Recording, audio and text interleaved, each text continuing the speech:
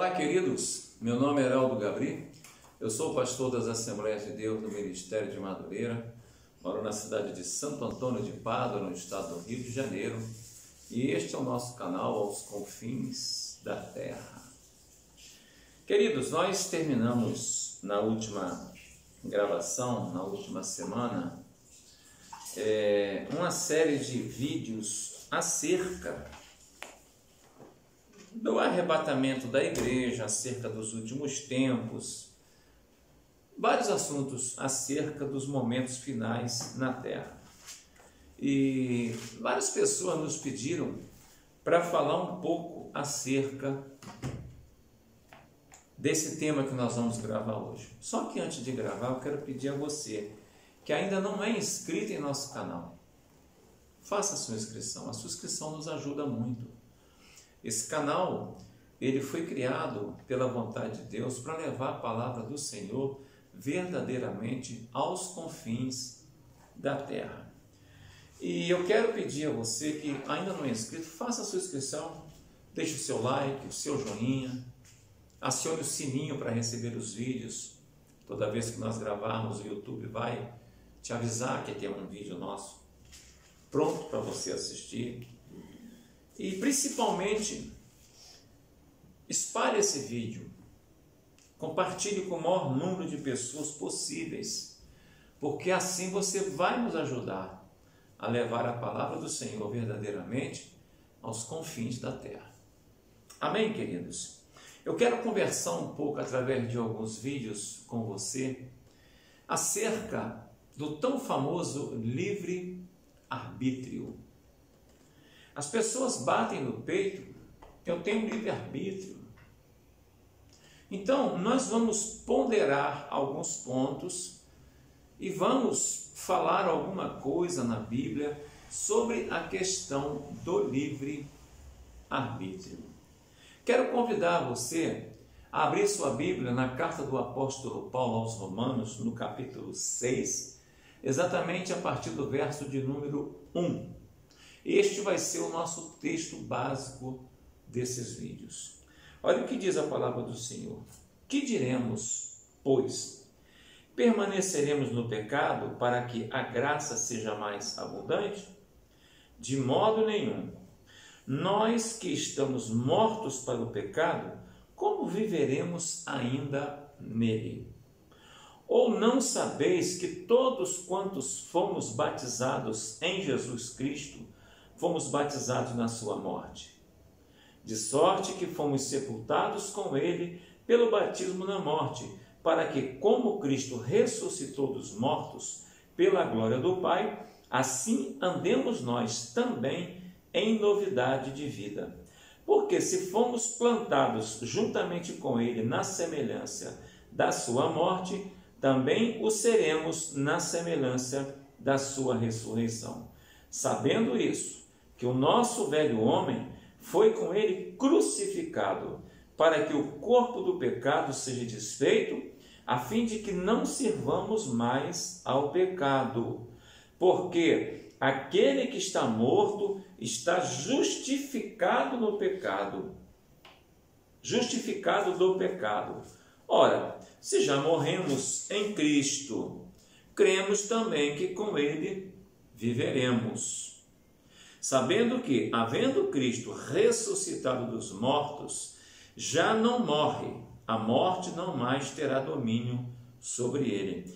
Pois, quanto a ter morrido, de uma vez morreu para o pecado, mas, quanto a viver, vive para Deus. Assim também vós considerai-vos como mortos para o pecado, mas vivos para Deus em Cristo Jesus, o nosso Senhor. Não reine, portanto, o pecado em vosso corpo mortal, para lhe obedecerdes em suas concupiscências. Nem tampouco apresenteis os vossos membros ao pecado por instrumento de iniquidade, mas apresentai-vos a Deus como vivo dentre os mortos e os vossos membros a Deus como instrumentos de justiça. Até o verso 14 que nós vamos ler agora. porque o pecado não terá domínio sobre vós, pois não estáis debaixo da lei, mas debaixo da graça. Peço a você, pondere esses versículos no capítulo 6 da carta do apóstolo Paulo aos Romanos, leia esses versículos, pelo menos até o versículo de número 14, e à medida que nós formos levando esses vídeos adiante, por favor, não deixe de consultar o que nós iremos ler com relação à Bíblia. Tá bom? Queridos, quem nunca ouviu falar em livre-arbítrio, né? A palavra é muito conhecida, mas o seu significado, ele pode ser bem desconhecido, ele é bem desconhecido pela maioria das pessoas que utilizam a si mesmo segundo eles, essa prerrogativa. Eu tenho o livre-arbítrio. O conceito dessa palavra é tão importante que, quando entendido corretamente, pode causar grande confusão em nossas mentes. Foi o que ocorreu na época em que Martinho Lutero espalhou as suas teses, as 95 teses sobre a Reforma Protestante. Tá? Ele as afixou nas portas das catedrais de Wittenberg. Tá? Martinho Lutero precisou debater com Erasmo de Roterdã sobre o livre-arbítrio. Ele até escreveu um livro muito conhecido intitulado A Escravidão da Vontade, no qual argumentou contra a igreja da época, tá? E expôs as ideias bíblicas sobre livre-arbítrio. Para Lutero, tá? Era impossível conciliar o verdadeiro evangelho da graça de Deus com a ideia de livre-arbítrio pregada e crida na igreja da época.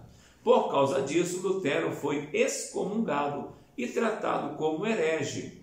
Mas, apesar disso, ele abriu as portas para um movimento de retorno às Escrituras, o que permitiu a compreensão desse tema tão importante à luz da palavra de Deus. É isso que eu quero falar com você. Quero falar acerca do livre-arbítrio, mas não nos meus parâmetros, mas nos parâmetros da palavra de Deus. O pastor Heraldo não está querendo lançar vídeo aqui para deixar ninguém polemizar nada. Quem vai falar vai ser a palavra de Deus. Então vamos seguir em frente. Afinal de contas, o que é livre-arbítrio? Popularmente, livre-arbítrio é entendido como a possibilidade do homem de fazer escolhas de forma livre, ou seja, o homem pode fazer o que quiser. Ele fala que tem um livre-arbítrio, tá? E isso o tornaria livre de qualquer influência, até mesmo da influência de Deus. Ele tem o livre-arbítrio, ele é senhor de si.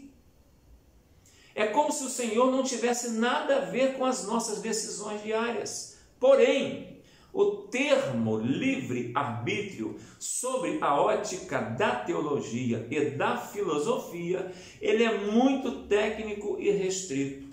Nesses vídeos, o que nos interessa é o livre-arbítrio relacionado à soberania de Deus, tá?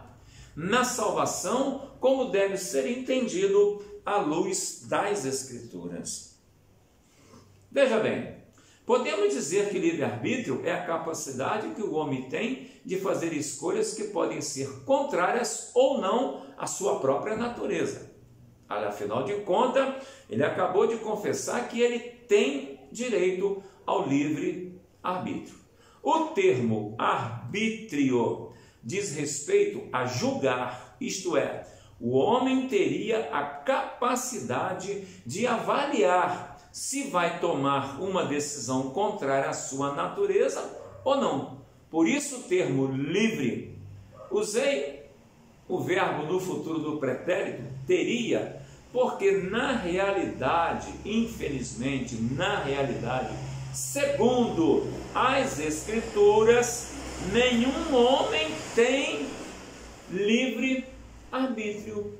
Vou voltar a falar isso. Nós, na realidade, nenhum homem tem livre arbítrio. O único homem que teve livre arbítrio foi quem? Adão. Ele teve livre arbítrio. Ele decidiu, acabou. Então veja bem, é importante entender que o homem foi criado segundo a imagem e a semelhança de Deus, ou seja, em retidão e em perfeita santidade. Diz a palavra do Senhor o seguinte: eis o que tão somente achei, que Deus fez o homem reto, mas ele se meteu em muitas astúcias. Nós podemos entender isso em Eclesiastes 7:29, Gênesis 1:27, 2:7, 3:6, várias palavras corroboram com isso. Quando o homem pecou, ele perdeu a condição de arbitrar sobre sua vontade.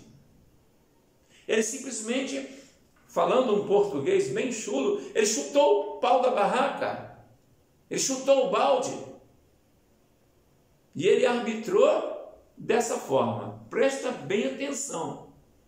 Perdeu a possibilidade de escolher essas duas alternativas. Ou ele praticava a verdade de Deus, ou ele pecava. Ele arbitrou por pecar. E com o pecado entrou a morte. Mas vamos em frente, tá? Para entender isso tudo no esquema criado na época por Agostinho de Hipona, sobre a condição do homem antes e depois do pecado, vamos entender o seguinte: antes da queda do homem, o homem era, eu vou ler como está na pesquisa que eu fiz, tá? Posse não pecare, ou seja, capaz de não pecar. Antes da queda do homem, o homem era capaz de não pecar. Após a queda do homem, o homem passou a ser incapaz de não pecar. Vou repetir. Antes da queda, o homem no Éden, ele era capaz de não pecar. Por que ele era assim? Porque ele vivia naquela atmosfera do Éden na inocência. Só que com o pecado, o homem passou a ser incapaz de não pecar. O homem passou a ser todo pecado. Veja bem, antes de pecar, o homem poderia obedecer à vontade de Deus e lhe ser agradável por meio da sua própria justiça e santidade. Após a queda, o homem tornou-se incapaz de não cometer pecado. A relação entre a liberdade, responsabilidade e soberania será explorada mais à frente. Mas, no momento, nos interessa conhecer a devassidão causada pelo pecado para podermos compreender. Após a queda, o homem conseguiu o que chamamos de livre agência, não livre-arbítrio. E o estrago do pecado? Como é que foi isso? Veja bem, a condição espiritual do homem depois do pecado ela é conhecida como depravação total ou radical. Primeiro, sobre essa condição, é necessário saber que o pecado de Adão atingiu todos os homens em todas as épocas, incluindo até mesmo a criação inanimada. O pecado de Adão atingiu todos os homens. Quando eu digo homens, me refiro também a mulheres, crianças, jovens, todos. Desde Adão até aonde nós não conseguimos nem pensar.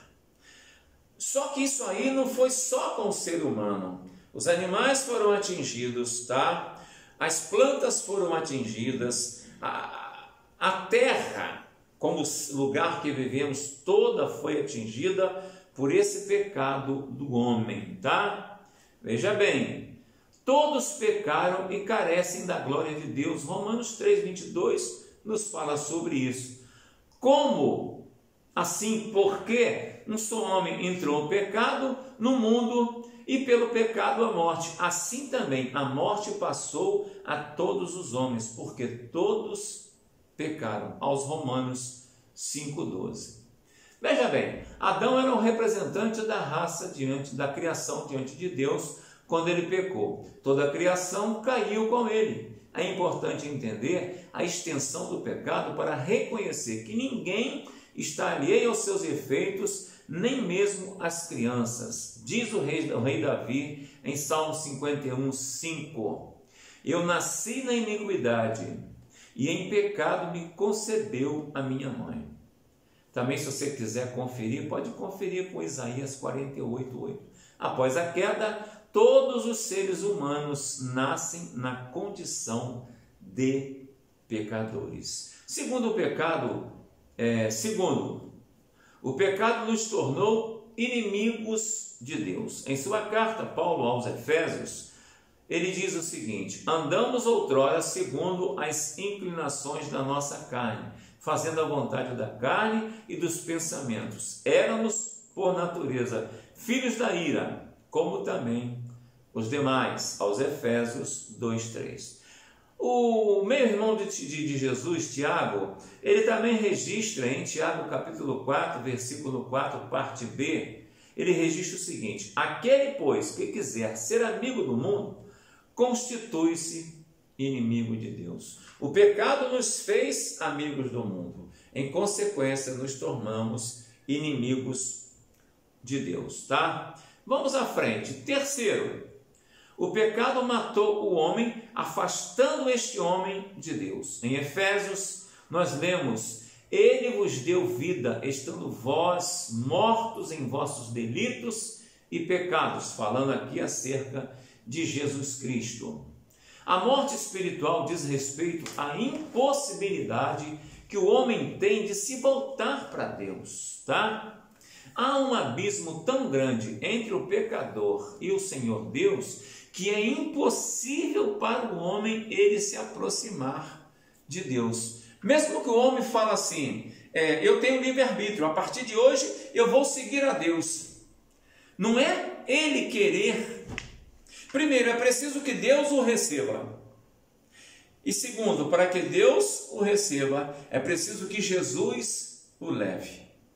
Eu vou parar por aqui para não estender muito o vídeo, tá? Mas nós vamos continuar, se Deus quiser, na segunda-feira, falando ainda sobre a questão do livre-arbítrio. Não se esqueça, vivemos momentos da graça. Estamos na dispensação da graça. O Espírito Santo nos convence do pecado, da justiça e do juízo. Eu creio nessa palavra. E você? Pode crer?